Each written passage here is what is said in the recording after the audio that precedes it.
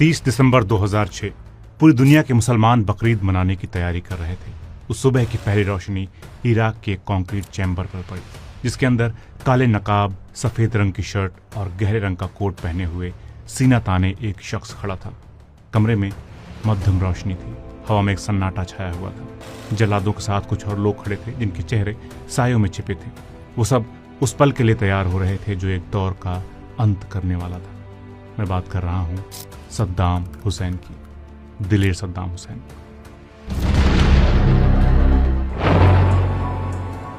वो सद्दाम हुसैन जिसके नाम से ही पूरा इराक कांपता था, वो बेग कटघरे में खड़ा है।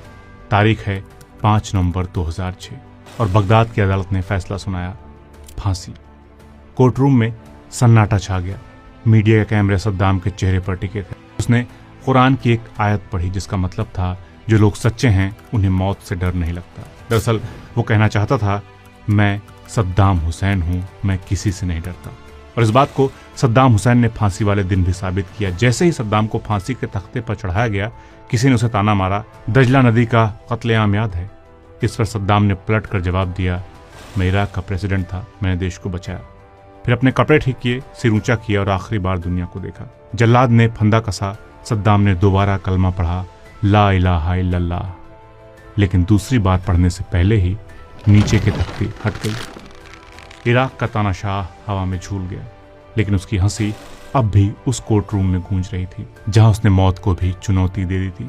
वो अंत तक न टूटा न झुका। इसलिए मैंने कहा, दिलेर सद्दाम हुसैन। इस शख्स के बिना मिडिल ईस्ट के इतिहास पर बात नहीं की जा सकती है, क्योंकि सद्दाम के इराक के प्रेसिडेंट बनने और फांसी के फंदे तक पहुंचने की कहानी बहुत दिलचस्प है। दोस्तों, 1950 के दशक तक इराक में बहुत उथल पुथल थी। अंग्रेज भले इलाके से हट गए थे, लेकिन कंट्रोल अभी भी उनके ही पास था। अंग्रेजों के सहारे ही इराक की राजधानी चल रही थी, जिसे 1958 में अब्दुल करीम कासिम की अगुवाई में कुछ फौजी अफसरों ने उखाड़ फेंका। इस तख्तापलट से कुछ लोगों को उम्मीद जगी तो कुछ लोग नाराज भी हो गए। इस बीच अरब देशों के बीच एक पार्टी का नाम काफी मशहूर था, बाथ पार्टी, जो सीरिया में बनी थी लेकिन अरब देशों को एक करने की बात करती थी, जिसे गोरों ने तोड़ दिया था। इस पार्टी के लोगों को इराक में तख्तापलट करने वाला कासिम पसंद नहीं था, क्योंकि उसने इजिप्ट के गमाल अब्दुल नासिर के साथ मिलकर अरब देशों को एक करने के बजाय अकेले हुकूमत करने का प्लान कर लिया और बाथ पार्टी की नहीं सुनी। इसके अलावा उसके देश में जो उसका विरोध करता था या अरब एकता की बात करता था, उसको वो कुचल देता था। और धीरे धीरे अब्दुल करीम कासिम ने इराक के कम्युनिस्टों से हाथ मिला लिया। इससे और नाराज हो गई बाथ पार्टी, और सबसे ज्यादा नाराज था पार्टी का एक यंग मेंबर, नाम था सद्दाम हुसैन। उस वक्त सद्दाम की उम्र महज 22 साल की थी। उसने बंदूक उठा ली और उसके निशाने पर था इराक का प्रधानमंत्री